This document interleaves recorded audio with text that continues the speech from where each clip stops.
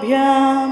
चूडालङ्कृतशशिकलाभ्यां निजतपफलाभ्यां भक्तेषु प्रकटितफलाभ्यां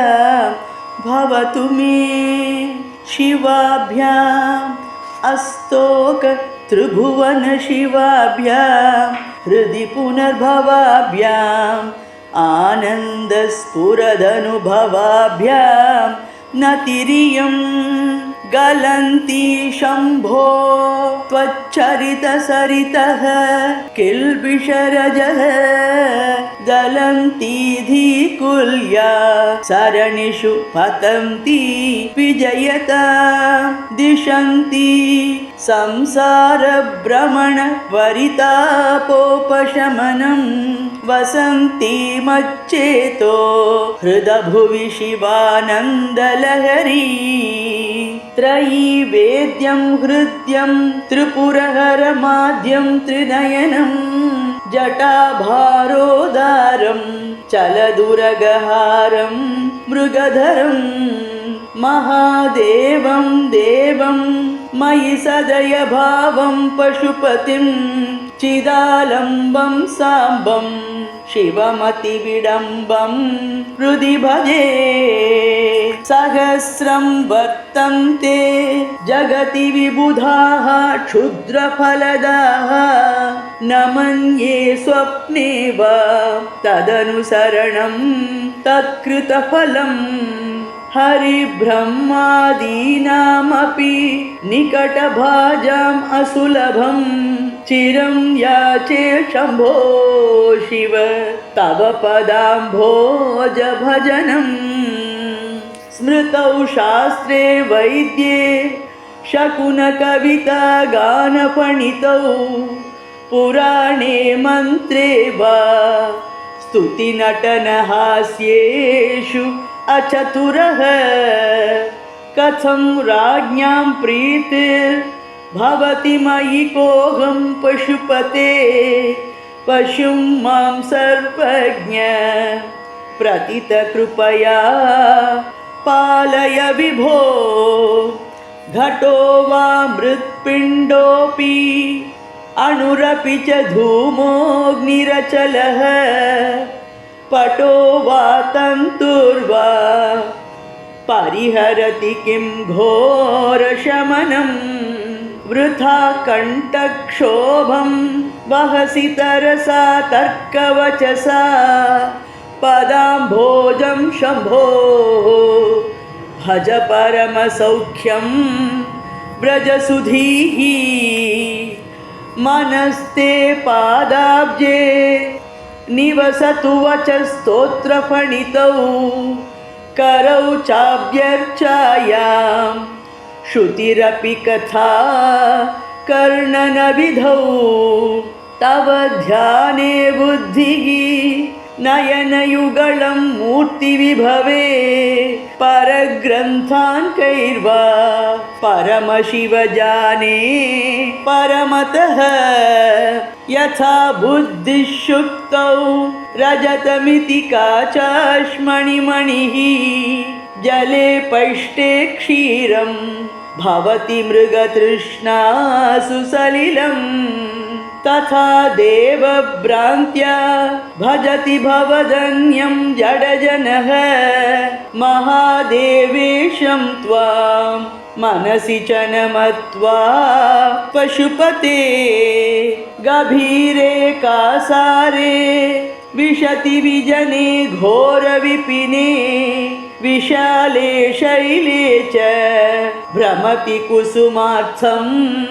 जडमतिः समर्प्यैकं चेतः सरसिजम् उमानाथ भवते सुखेनावस्थातुं जनैः न जानाति किमहो नरत्वं देवत्वं न गवनमृगत्वं मशकता पशुत्वं कीटत्वं भवतु विहगत्वादिजननं सदा त्वत्पादाब्ज स्मरण परमानन्दलहरी विहारासक्तं चेत् हृदयमिह किं तेन वपुषा वटुर्वा गेही वा यतिरपि जटी वा तदितरो नरो वा यः कश्चित् भवतु भव किं तेन भवति यदीयं हृत्पद्मं यदि भवदधीनं पशुपते तदीयस्त्वं शम्भो भवसि भवभारं च वहसि गुहायां गेहे वा बहिरपि वने वाद्रिशिखरे जले वा वह्नौ वा वसतु वसते किं वद फलं सदा यस्यैवान्तः करणमपि शम्भो तव पदे स्थितं चेद्योगोऽसौ स च परमयोगी स च सुखी असारे संसारे निज भजन दूरे जडधिया भ्रमन्तं मामन्धं परमकृपया पातुमुचितं मदन्यः को दीनः तव कृपण रक्षाति निपुणः त्वदन्यः को वा मे त्रिजगति शरण्यः पशुपते प्रभुस्त्वं दीनानां खलु परमबन्धुः पशुपते प्रमुख्योऽहं तेषामपि किमुत बन्धुत्वमनयोः त्वयैव क्षन्तव्याः शिवमदपराधाश्च सकलाः प्रयत्नात् कर्तव्यं मदवनमियं बन्धुसरणिः उपेक्षा नो चेत् किं न हरसि भवध्यानविमुखां दुराशा भूयिष्ठां विधिलिपिमशक्तो यदि भवान् शिरस्तद्वैधात्रं न खलु सुवृत्तं पशुपते कथं वा निर्यत्नं करनखमुखेनैव लुलितं विरिञ्चिर्दीर्घायुर्भवतु भवता तत्परशिरः चतुष्कं संरक्ष्यं सकलु भुवि दैन्यं लिखितवान् विचारः को वा मां विशद कृपया पाति शिवते कटाक्षव्यापारः स्वयमपि च दीना वनपरः फलाद्वा पुण्यानां मयि करुणया वा त्वयि विभो प्रसन्नेऽपि स्वामिन् भवदमलपादाब्जयुगलं कथं पश्येयं मां स्थगयति नमः सम्भ्रमजुषां निलिम्पानां श्रेणिः निजकनकमाणिक्य मकुटैः त्वमेको लोकानां परमफलदो दिव्यपदवीं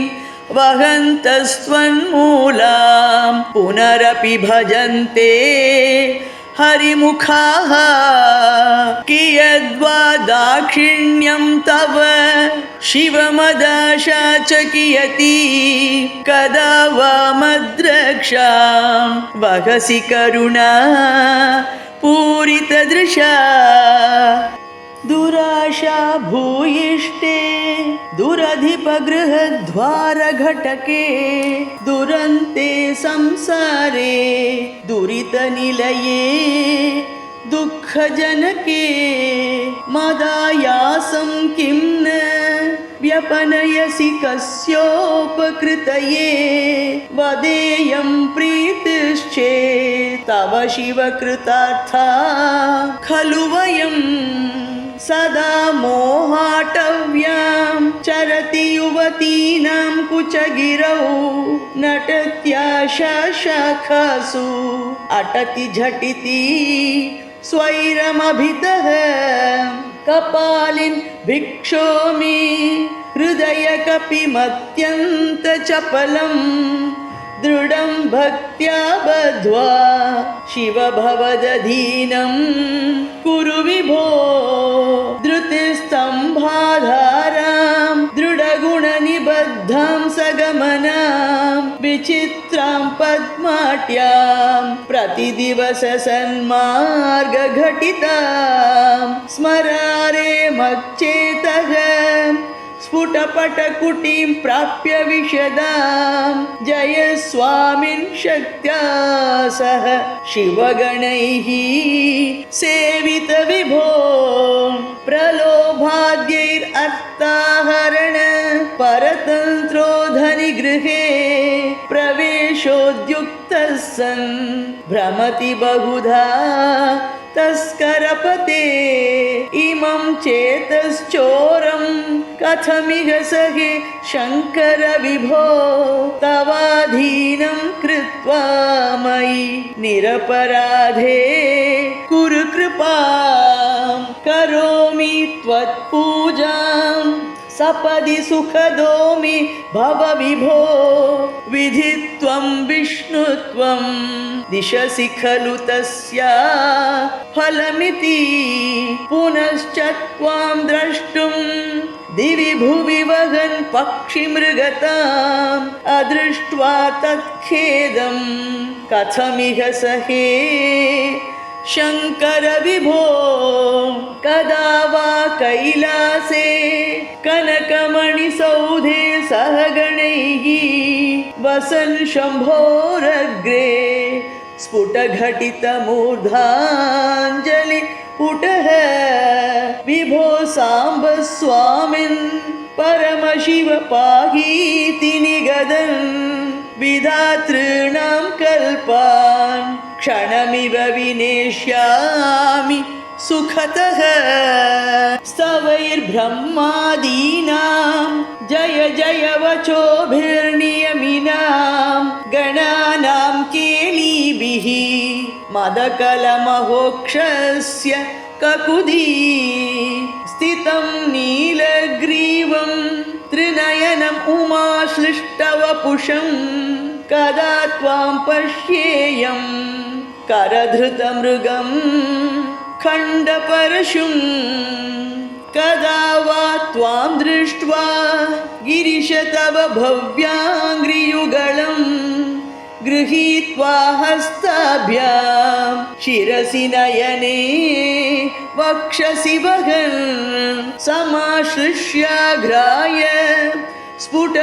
स्फुटजलजगन्धान् परिमलान् अलभ्यां ब्रह्माद्यैः मुदमनुभविष्यामि हृदये करस्ते हेमाद्रौ गिरिशनिकटस्थे धनपतौ गृहस्थे स्वर्भुजा अमरसुरभि चिन्तामणिगणे शिरस्थे शीतांशौ चरणयुगलस्थे अखिलशुभे कमर्थं दास्येऽहं भवतु भवदर्थं मम मनः सारूप्यं तव पूजने शिवमहादेवेति संकीर्तने सामीप्यं शिवभक्तिदुर्व्यजनता साङ्गत्य सम्भाषणे सालोक्यं च चराचरात्मकतनु ध्याने भवानीपते सायुज्यं मम सिद्धमत्र भवति स्वामिन् कृतार्थोऽस्म्यहम् त्वत्पादाम्बुजम् अर्चयामि परमं त्वां चिन्तयाम्यन्वहम् त्वामीशं शरणं व्रजामि वचसा त्वामेव याचे विभो वीक्षां मे दिश चाक्षुषीं सकरुणां दिव्यैश्चिरं प्रार्थितां शम्भो लोकगुरो मदीय मनसः सौख्योपदेशं कुरु वस्त्रोद्धूतविधौ सहस्रकरता पुष्पार्चने विष्णुता गन्धे गन्धवहात्मता अन्नपचने बर्हिर्मुखाद्यक्षता पात्रे काञ्चन गर्भतास्ति मयि चेत् बालेन्दुचूडामणि शुश्रूषां करवाणि ते पशुपते स्वामिन् त्रिलोकी गुरो नालं वा परमोपकारकमिदं वेकं पशूनां पते पश्यन् कुक्षिगतान् चराचरगणान् बाह्यस्थितान् रक्षितुं सर्वामर्त्यपलायनौषधम् अतिज्वालाकरं भीकरं निक्षिप्तं गरलं गलेन गिलितं नोद्गीर्णमेव त्वया ज्वालोग्रः सकलामरातिभयदः क्ष्वेलः कथं वा त्वया दृष्टः किं चकरे धृतः करतले किं पक्वजम्बूफलम् जिह्वायां निहितश्च सिद्धगुटिका वा कण्ठदेशे भृतः किं ते नीलमणिर्विभूषणमयं शम्भो महात्मन् वद नालं वा सकृदेव देव भवतः सेवानतिर्वानुतिः पूजा वा स्मरणं कथा श्रवणमपि आलोकनं मादृशा स्वामिन्नस्थिरदेवतानुसरणा यासेन किं लभ्यते का वा मुक्तिरितः कुतो भवति चेत् किं प्रार्थनीयं तदा किं ब्रूमस्तव साहसं पशुपते कस्यास्ति शम्भो भव धैर्यं चेदृशमात्मनस्थितिरियं चान्यैः कथं लभ्यते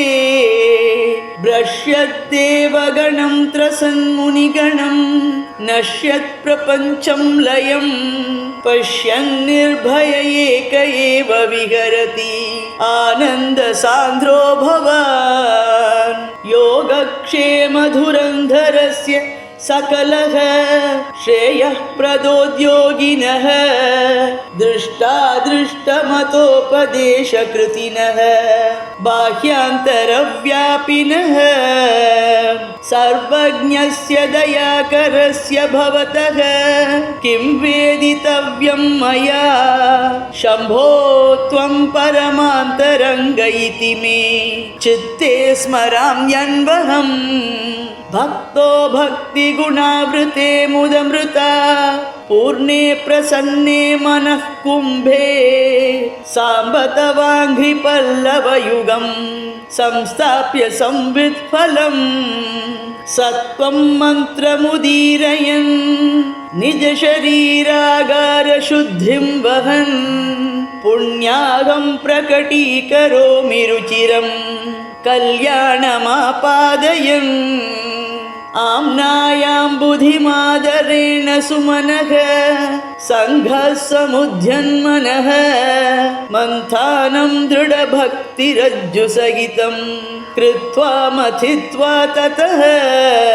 सोमं कल्पतरुं सुपर्वसुरभिं चिन्तामणिं धीमतां नित्यानन्दसुधां निरन्तररमा सौभाग्यमातन्वते प्राक्पुण्याचलमार्गदर्शितसुधा मूर्तिः प्रसन्नः शिवः सोमः सद्गुणसेवितो मृगधरः पूर्णस्तमो मोचकः चेतः पुष्करलक्षितो भवति चेत् आनन्दपाथो निधिः प्रागल्भ्येन विजृम्भते सुमनसा वृत्तिस्तदा जायते धर्मो मे चतुरङ्ग्रिकः सुचरितः पापं विनाशं गतं कामक्रोधमदादयो विगलिताः कालः सुखाविष्कृताः ज्ञानानन्दमहौषधिः सुफलिता कैवल्यनाथे सदा मान्ये मान मानस पुण्डरीक नगरे राजावतंसे स्थिते धीयन्त्रेण वचो घटेन कविता कुल्योपकुल्याक्रमैः आनीतैश्च सदाशिवस्य चरितां भोराशि दिव्यामृतैः हृत्केदारयुताश्च भक्तिकलमाः साफल्यमातन्वते दुर्भिक्षान् मम सेवकस्य भगवन् विश्वेशभीतिः कुतः पापोत्पातविमोचनाय रुचिरैश्वर्याय मृत्युञ्जय स्तोत्रध्याननतिप्रदक्षिण सपर्यालोकनाकर्णने जिह्वा चित्तशिरोङ्घ्रिहस्तनयन श्रोत्रैरगं प्रार्थितः मामाज्ञापय तन्निरूपय मुहुः मामेव चः गाम्भीर्यं परिखापदं गणधृतिः प्राकार उद्यद्गुण सोमश्चाप्तबलं घनेन्द्रियचयः द्वाराणि देहे स्थितः विद्यावस्तु समृद्धिरित्यखिल सामग्री समेते सदा दुर्गातिप्रिय देव मामकमनो दुर्गे निवासं कुरु मा गच्छत्वमितस्ततो गिरिशभो मय्येव वासं कुरु स्वामिन् आदिकिरात मामकमनः कान्तारसीमान्तरे वर्तन्ते बहुशो मृगा मदजुषः मात्सर्यमोहादयः तान् हत्वा मृगया विनोदरुचिता लाभं च सम्प्राप्स्यसि करलग्नमृगः करीन्द्रभङ्गः घनशार्दूल विखण्डनोऽस्तजन्तुः गिरिशो विशदा कृतिश्च चेतः कुहरे पञ्चमुखोऽस्ति मे कुतो भीः छन्दश्शाकिशिखान्विते द्विजवरैः संसेविते शाश्वते सौख्यापादिनि खेदभेदिनि सुधा सारैः फलैर्दीपिते चेतः पक्षिशिखामणे त्यज वृथा सञ्चारमन्यैरलं नित्यं शङ्करपादपद्मयुगळी नीडे विहारं कुरु आकीर्णे नखराजिकान्तिविभवैः उद्यत्सुधा वैभवैः आधौ तेऽपि च पद्मरागललिते हंसव्रजैराश्रिते नित्यं भक्तिवधू गणैश्च रहसि स्वेच्छाविहारं कुरु स्थित्वा मानसराजहंसगिरिजा नाथाङ्घ्रिसौधान्तरे शम्भुध्यानवसन्तसङ्गिनि कृदा रामेघजीर्णच्छदाः स्रस्ता भक्तिलता छटा विलसिताः पुण्यप्रवालश्रुताः दीप्यन्ते गुणकोरका जपवचः पुष्पाणि सद्वासना ज्ञानानन्दसुधा मरन्दलहरी संवित् फलाभ्युन्नतिः नित्यानन्दरसालयं सुरमुनि स्वान्ताम्बुजाताश्रयं स्वच्छं सद्विजसेवितं कलुषहृत् सद्वासनाविष्कृतं शम्भुध्यानसरोवरं व्रजमनो हंसावतंसस्थिरं किं क्षुद्राश्रयपल्वलभ्रमण सञ्जातश्रमं प्राप्स्यसि आनन्दामृतपूरितारपदां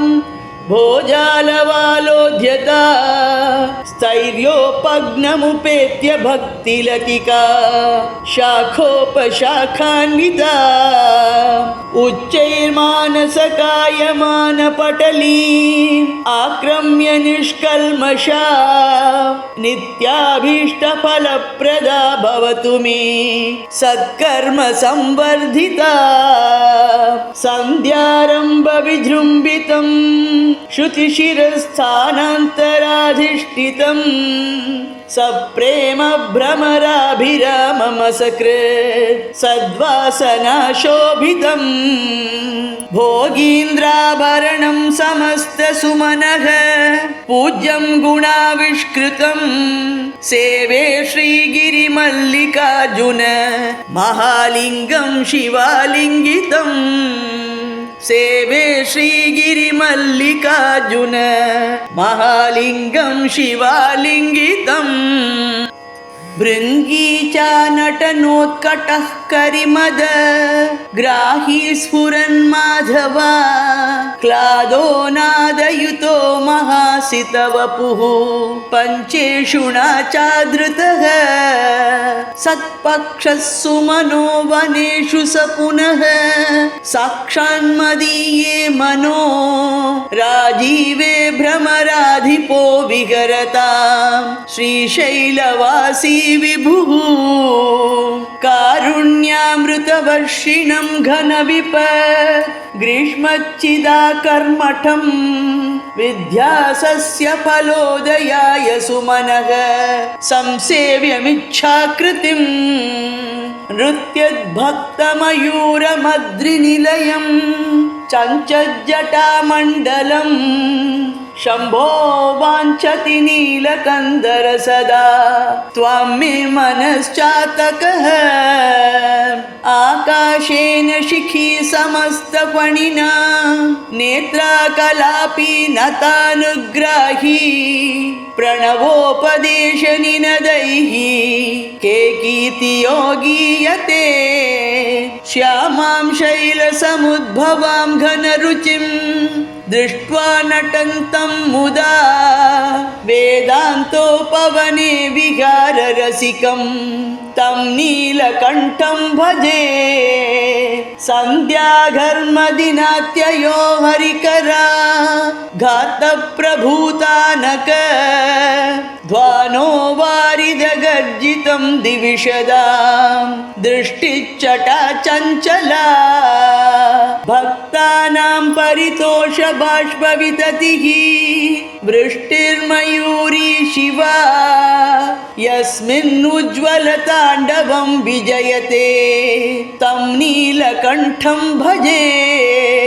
आद्यायामित तेजसे श्रुतिपदैः वेद्याय साध्यायते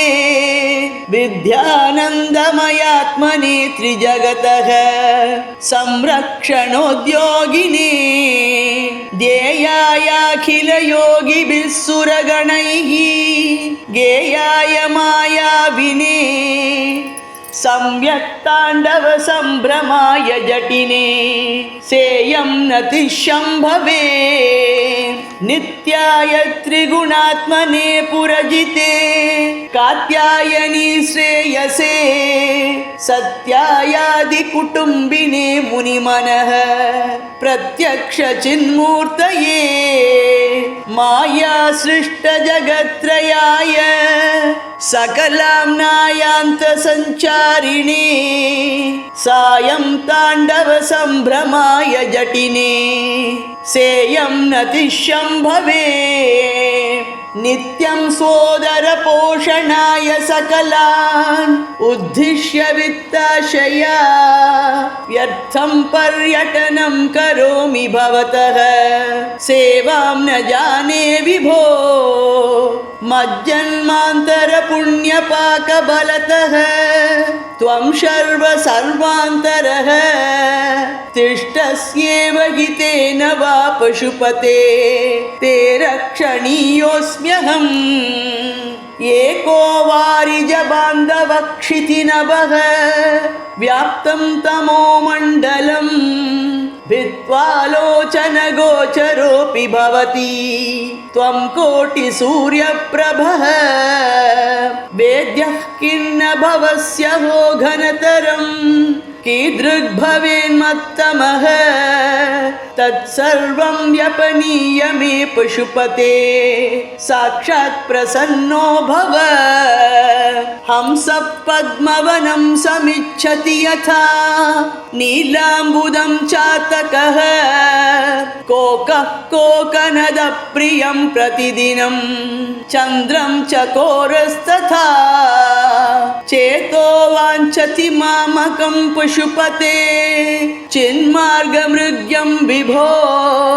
गौरीनाथ भवत्पदाब्जयुगलं कैवल्यसौख्यप्रदम् रोदस्थोयहृतः शमेन पथिकः छायां तरोर्वृष्टितः भीतस्वस्थगृहं गृहस्थमतिथिः दीनः प्रभुं धार्मिकं दीपं सन्तमसाकुलश्च शिखिनं शीतावृतस्त्वं तथा चेतः सर्वभयापहं व्रजसुखं शम्भोः पदाम्भोरुहम् अंकोलं निजबीजसन्ततिरयस्कान्तोपलं सूचिका साध्वीनैज विभुं लताक्षितिरुहं सिन्धुः सरिद्वल्लभम् प्राप्नोति यथा तथा पशुपतेः पादारविन्दद्वयं चेतो वृत्तिरुपेत्य तिष्ठति सदा सा भक्तिरित्युच्यते आनन्दाश्रुभिरातनोति पुलकं नैर्मल्यतश्चादनं वाचा शङ्खमुखे स्थितैश्च जठरा पूर्तिं चरित्रामृतैः रुद्राक्षैर्भसितेन देववपुषः रक्षां भवद्भावना पर्यङ्के विनिवेश्य भक्तिजननी भक्तार्भकं रक्षति मार्गावर्तितपादुका पशुपतेः अङ्गस्य कूर्चायते गण्डूशाम्बुनिषेचनं पुररिपोः दिव्याभिषेकायते किञ्चित् भक्षितमांसशेषकबलं नव्योपहारायते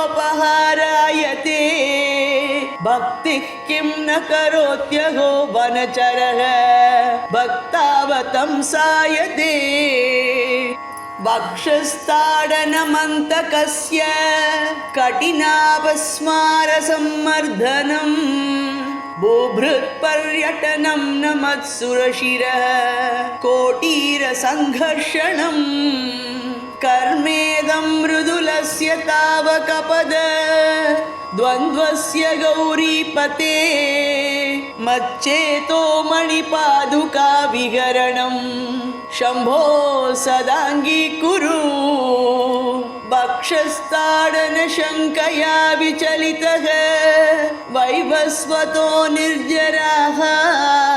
कोटीरोज्ज्वलरत्नदीपकलिका नीराजनं कुर्वते दृष्ट्वा मुक्तिवधूस्तनोति निभृता श्लेषं भवानीपते यच्चेतस्तव पादपद्मभजनं तस्येह किं दुर्लभम् क्रीडार्थं सृजसि प्रपञ्चमखिलं क्रीडामृगास्ते जनाः यत्कर्माचरितं मया च भवतः प्रीत्यै भवत्येव तत् शम्भो स्वस्य कुतूहलस्य करणं मच्चेष्टितं निश्चितं तस्मान्मामकरक्षणं पशुपते कर्तव्यमेव त्वया बहुविध परितोष बाष्पपूर स्फुटपुलकाङ्कित चारुभोगभूमिं चिरपदफलकाङ्क्षी सेव्यमानां परमसदाशिव भावनां प्रपद्ये अमितमुदं कृतं मुहुर्दुहन्तीं विमलभवत्पद गोष्ठमावसन्तीं सदय पशुपते सुपुण्यपाकां मम परिपालय भक्तिधेनुमेकां जडता पशुता कलङ्किता कुटिलचरत्वं च नास्ति मयि देव अस्ति यदि राजमौळे भवदाभरणस्य नास्मि किं पात्रम् अर्हसि रहसि स्वतन्त्रबुद्ध्या वरिवसितुं सुलभः प्रसन्नमूर्तिः अगणितफलदायकः प्रभुर्मे जगदधिको हृदि राजशेखरोऽस्ति आरूढ भक्तिगुण कुञ्चित भावचाप युक्तैः शिवस्मरण बाणगणैरमोघैः निर्जित्य किल्बिषरिपून् विजयी सुधीन्द्रः सानन्दमावगति सुस्थिर राजलक्ष्मीं ध्यानाञ्जनेन समवेक्ष्य तमः प्रदेशं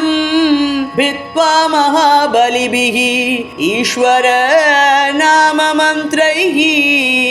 दिव्याश्रितं भुजगभूषणम् उद्वहन्ति ये पादपद्ममिगते शिवते कृतार्थाः भूदारतामुदवहत् यदपेक्षया श्री भूदार एव किमतः सुमते लभस्व केदारमाकलित मुक्तिमहौषधीनां पादारविन्द भजनं परमेश्वरस्य आशापाश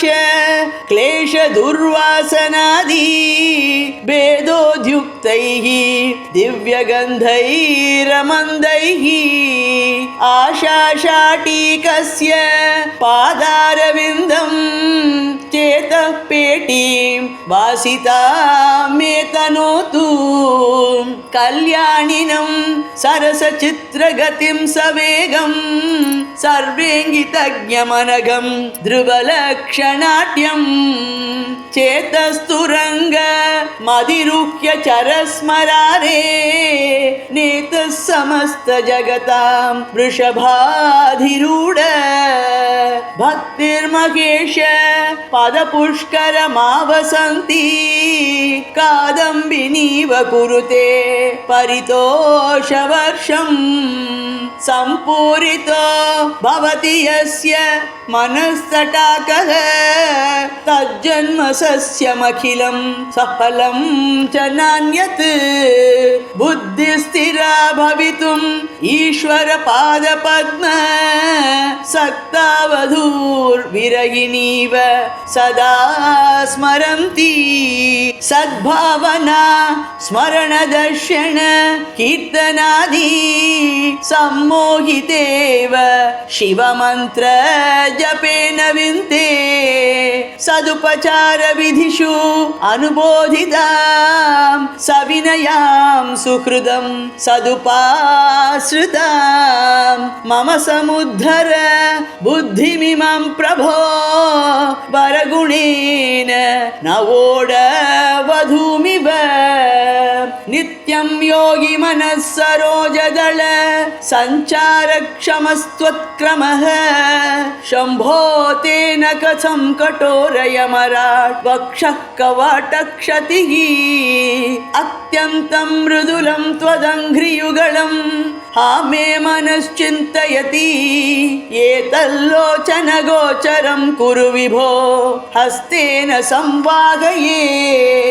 येष्यत्येष जनिं मनोस्य कठिनं तस्मिन्नटानीतिमत्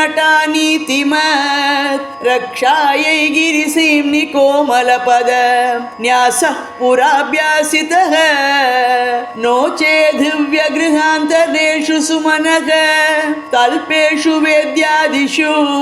प्रायत्सत्सु शिलातलेषु नटनं शम्भो किमर्थं तव कञ्चित् कालमु मामहेश भवतः पादारविन्दार्चनैः कञ्चित् ध्यानसमाधिभिश्च नतिभिः कञ्चित् कथाकर्णनैः कञ्चिदवेक्षणैश्च नुतिभिः कञ्चित् दशामीदृशीं यः प्राप्नोति मुदा त्वदर्पितमना जीवन् समुक्तः खलु बाणत्वं वृषभत्वमर्धवपुषा भार्यात्वमार्यापते घोणित्वं सखिता मृदङ्गवहता चेत्यादिरूपं ददौ त्वत्पादे नयनार्पणं च कृतवान् त्वद्देहभागो हरिः पूजात् पूज्यतरः स एव हि न चेत् को वा तदन्योऽधिकः जननमृतियुतानां सेवया देवतानां न भवति सुखलेशः संशयो नास्ति तत्र अजनिममृतरूपं साम्भमीशं भजन्ते य इह परमसौख्यं ते हि धन्या लभन्ते शिव तव परिचर्या सन्निधानाय गौर्या भव मम गुणदुर्यां बुद्धिकन्यां प्रदास्ये सकलभुवनबन्धो सच्चिदानंद सिंधो सदय हृदय गेहे सर्वदा संवसत्वं जलधिमथन द्रक्षो नैव पातालभेदी न च वनमृगयायां नैव लुब्धः प्रवीणः अशनकुसुमभूषा वस्त्रमुख्यं सपर्यां कथय कथमहं ते कल्पयानीन्दुमौळे पूजा द्रव्य समृद्धयो विरचिताः पूजां कथं कुर्महे पक्षित्वं न च वाकिटित्वमपि न प्राप्तं मया दुर्लभं जाने मस्तकमङ्घ्रिपल्लवमुमा जाने न तेऽहं विभो न ज्ञातं हि पितामहेन हरिणा तत्त्वेन तद्रूपिणा अशनं गरलं फणिकलापः वसनं चर्म च वाहनं महोक्षः मम दास्यसि किमस्ति शम्भो तव पादाम्बुज भक्तिमेव देहि यदा कृताम्भोनिधि सेतुबन्धनः करस्थलादः कृतपर्वताधिपः भवानि ते लङ्घित पद्मसम्भवः तदा शिवार्चास्तव भावनक्षमः नथिभिर्नुतिभिः त्वमीश पूजा विधिभिर्ध्यान समाधिभिर्न तुष्टः धनुषा मुसलेन चाश्मभिर्वा वदते प्रीतिकरं तथा करोमि वचसा चरितं वदामि शम्भो अहमुद्योग विधासु ते प्रसक्तः मनसा कृतिम् ईश्वरस्य सेवे शिरसा चैव सदा शिवं नमामि आद्या विद्या हृद्गता निर्गतासीत् विद्या हृद्या हृद्गता त्वत्प्रसादात् सेवे नित्यं श्रीकरं त्वत्पदाब्जं भावे मुक्तेः भाजनं राजमौळे दूरीकृतानि दुरितानि दुरक्षराणि दौर्भाग्य दुःख दुरहङ्कृति दुर्वचांसि सारं त्वदीयचरितं नितरां पिबन्तं गौरीशमामिह समुद्धर सत्कटाक्षैः सोमकलाधर मौलौ कोमलघनकन्दरे महामहसि स्वामिनि गिरिजानाथे मामकहृदयं निरन्तरं रमतां सारसना ते नयने तावेव करौ स एव कृतकृत्यः यायेयौ यो